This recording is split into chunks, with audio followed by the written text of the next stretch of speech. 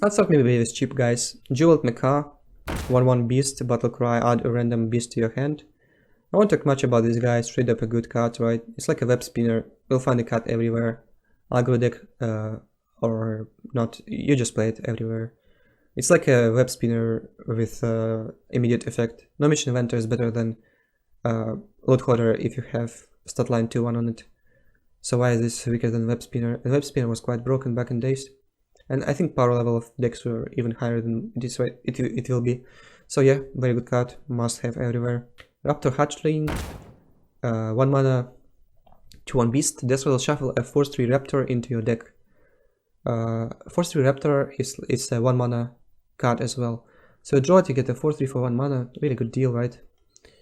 But at first you get only 1 mana 2/1 compared to 5, but has no upside. Just 2/1 card. Like I can say this card is so good, and it won't find a card in slower Hana decks. I mean, maybe it will, like it's not terrible either. And it also kind of has synergy with Tolvir Warden. Because you play it on turn 1, and then you play Tolvir Warden on 5, and you get a 4/3 very likely. And also, if you play like a slower deck, you want to have not so many 1-drops. So this card will help you like keeping your 1-drop minions at a reasonable level without making your deck being shitty and mid-late game. Yes, it will find card everywhere, whether or not you're doing Marsh Queen quest or you're playing a slower Hana deck.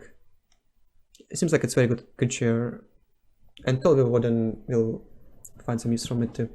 Okay, the quest is Marsh Queen from Hana. Every class has a quest, and Hana has a quest Marsh Queen. Play 7/1 cast minions, reward Queen Carnossa, 5 mana 8/8. It shuffles 15 Raptors into your deck.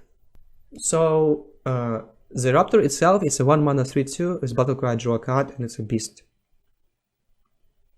Yeah, very good quest for Hana. Also, it's not so easy, like it might be very easy to complete it if you really want to like make your deck heavy on 1-drops. What kind of synergy you can have after you complete the quest? You can play Tanto Rhina and you can like play a bunch of 3/2s, and 3/2s are getting another 3/2s, and etc.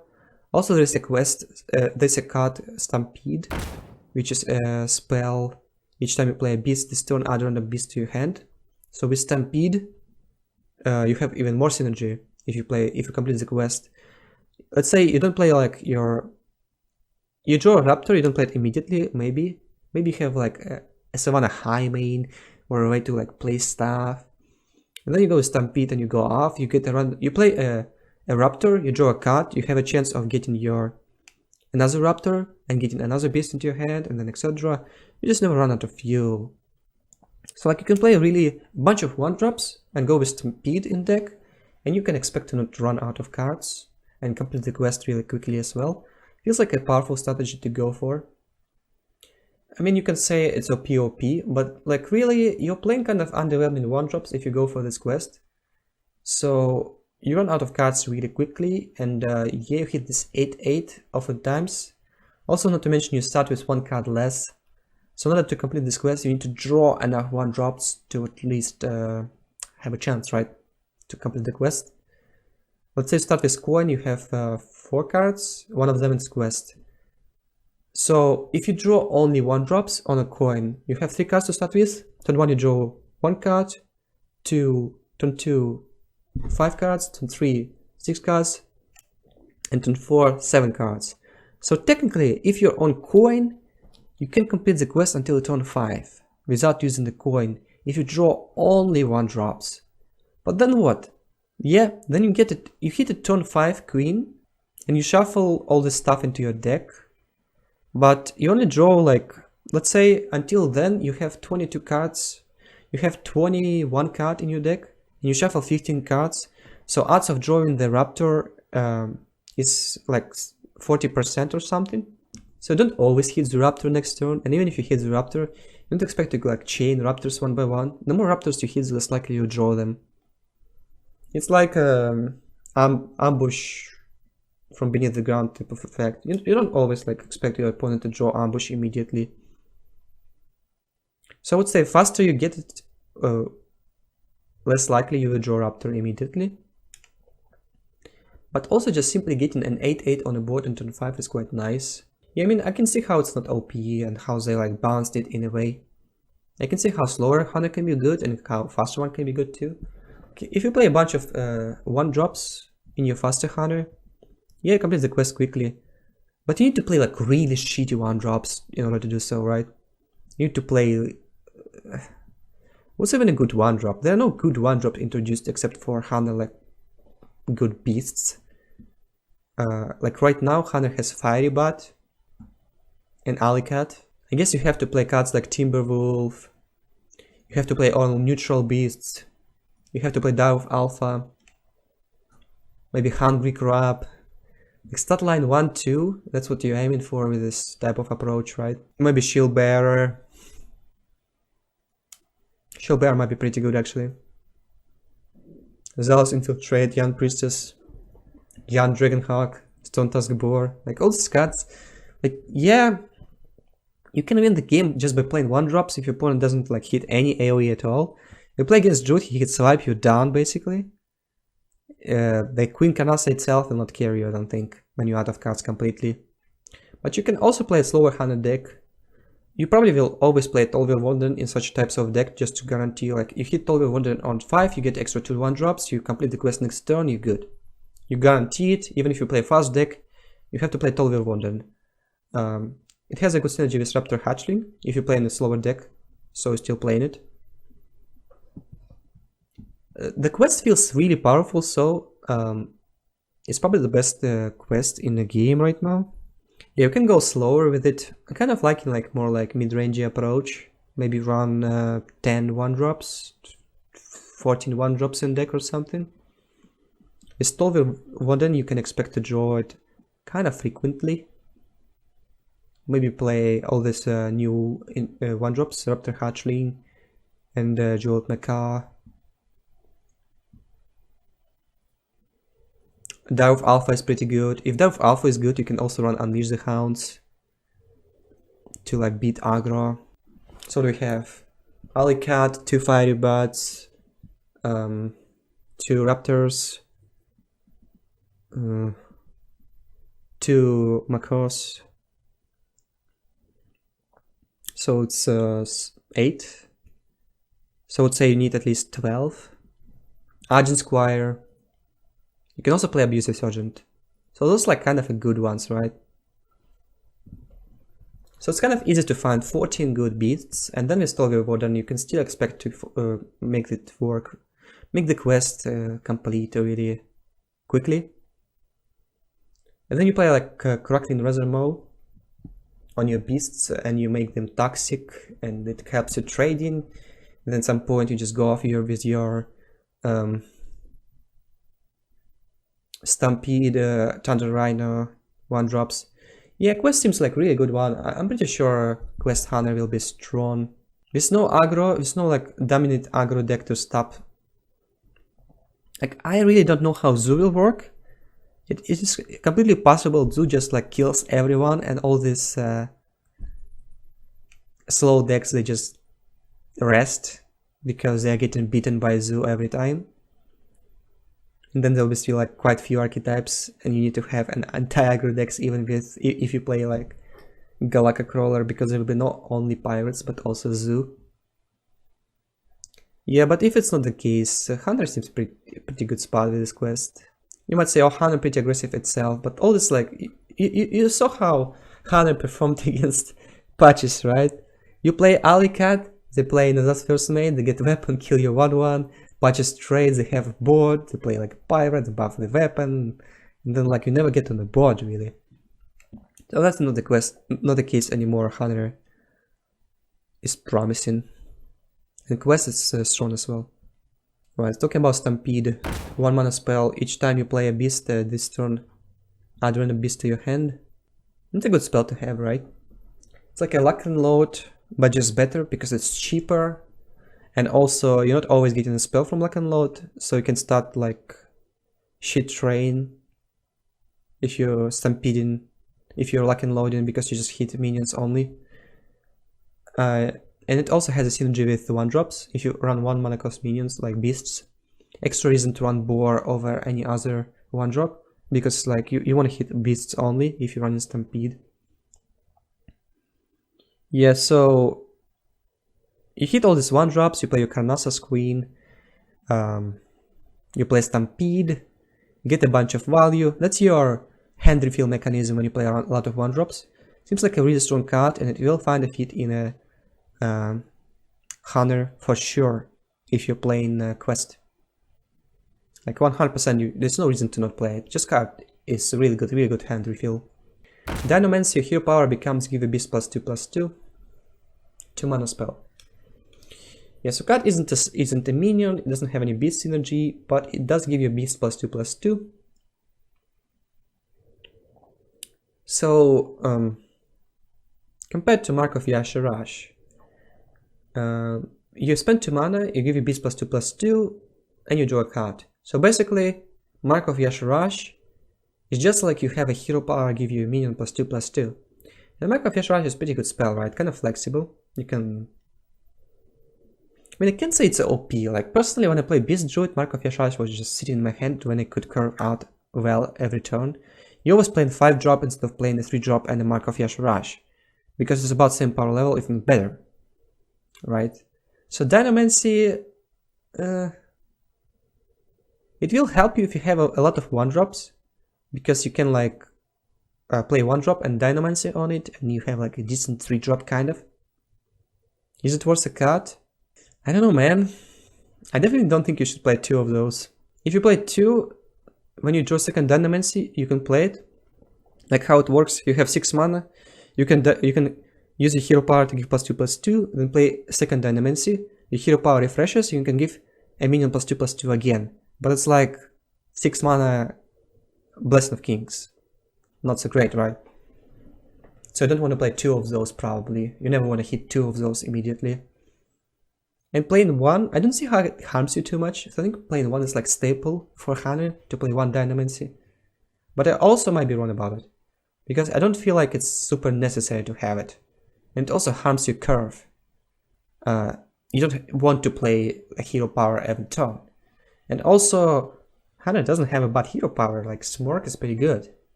And if you're saying right now, Dust Smork, you might be right about it, because Hunter hero power is not so bad really. You might not have a beast in your hand, and then you're like stuck with your Dinomancy hero power not doing anything. Like Priest hero power and he has no board. You know how it feels, right? I'm uncertain about this, it might be really shitty. And you definitely not play 2 of those. I'll try it out, of course. I'm not sure if it's worth a card slot, so... Crackling Razormaw. 2 mana 3/2, Battlecry, adapt a friendly beast, a beast itself. I mean, it seems good. If you run a lot of 1-drops, why not to play this guy? Like, if you can adapt a friendly beast, it's a huge flexibility. If you hit a toxin on a friendly small creature, it's just the best thing ever. You play Alicat, your opponent plays like a 2-drop, and you hit a toxin on 1/1, and then you trade. You can also hit it later in game and like get a crazy value from it. Basically assassinate if you have 1/1 on board and you hit toxin on it. You can also hit +3 attack, and because it's a battle cry on a minion on board, you can use it immediately. It doesn't adapt itself, but it adapts a creature, right? And if you have no board at all, it's a 2 mana 3/2. How bad is it? Hunter has a bunch of 2 mana 3/2s already, but like King's Elec is rotating out, and Trug Beast Rager, I'm not convinced it's better than this guy. And also you can play Trug Beast Rager and you can play this guy as well. There are never too many 2-drops for Hunter, right? So it seems like a fair card to have. Like, I think it will find a card in a Hunter deck. Obviously you have to play a bunch of beasts in it if you just want to go face with charged minions. You don't play it, you rather play something else. You can buff Kindly Grandmother with it. Kindly Grandmother is likely to stick to the board, so you like buff it +3 attack and trade into anything. Feels good, man. Good card. Grievous Bite. 2 mana deal 2 damage to a minion and 1 damage to adjacent ones. Yeah, so it's like a power shot type of card. It's 1 mana cheaper, as well as power shot. I'm not sure how useful it is. you really looking with this card. You're looking to counter other hunters playing a lot of 1-drops mostly, and you're looking to counter a zoo, I suppose. You can deal with Dive Alpha, also deal damage to 1-drops like Argent Squire. Yes, I would say that this card is meta dependent. If there will be a bunch of aggro with small tokens, a bunch of hunters, this card seems pretty good. Otherwise, it's not. It seems like it's better than Power Shot, so because 2 mana, like if you kill a 2-drop, like a 3/2 with spending 2 mana, you feel okay about it. If you kill a 3-drop with it, I mean, if you spend like 3 mana killing a 2-drop with Power Shot, you don't feel so great about it. Also, Hunter has a ton of good 3-drops and not like as many good 2s. I would say right now Hunter has much more good 2s than it was before. So card is still really meta dependent. I'm kind of certain it probably won't find a card, but if there will be too many hunters, you might see maybe 1 off or 2 off. Who knows? Terror Scale Stalker. 3 mana 3/3 battle cry, trigger a friendly minion's Deathrattle. Alright, so there are no Deathrattles in expansion except Raptor Hatchling for Hunter. Devilsaur Egg, 3 mana 0/3 Deathrattle summon a 5/5 Devilsaur. Like a bigger Nerubian Egg in a sense. Devilsaur is probably a beast, I'm guessing, because it's dinosaur and all dinosaurs are beasts. We have some Dinomancy energy in there. But other than that, I don't see many Deathrattles really. It's Sated Treasure-Dawn, Deathrattle summon 3/1/1 Murloc's beast itself. There is Egg Nepper, 3 mana 3/1 Deathrattle summon 2/1/1 Raptors. No man, it doesn't feel like there are too many good Deathrattles. Shaky Deep Gunner, but they're all 3-drops, so 100 3-drop is already so powerful. You have to have kill commands. You probably don't play bows because you have better options.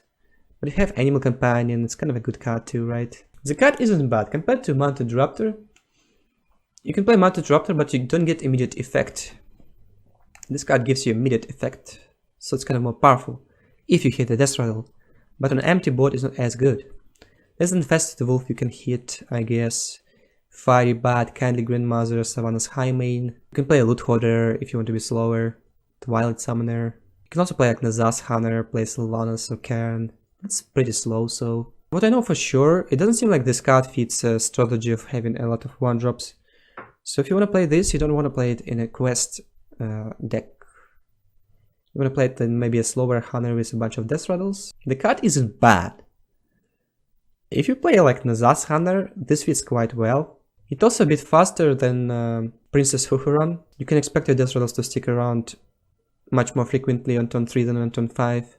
It's also easier to combine it with Highmane. You can probably do it on 9 sometimes. Obviously you overextend into any AoE when you do it. I mean, card is so-so. I think you have to take your deck a bit more towards Deathrattle side if you want to play Terror Scale Stalker in your deck. Definitely not for a quest.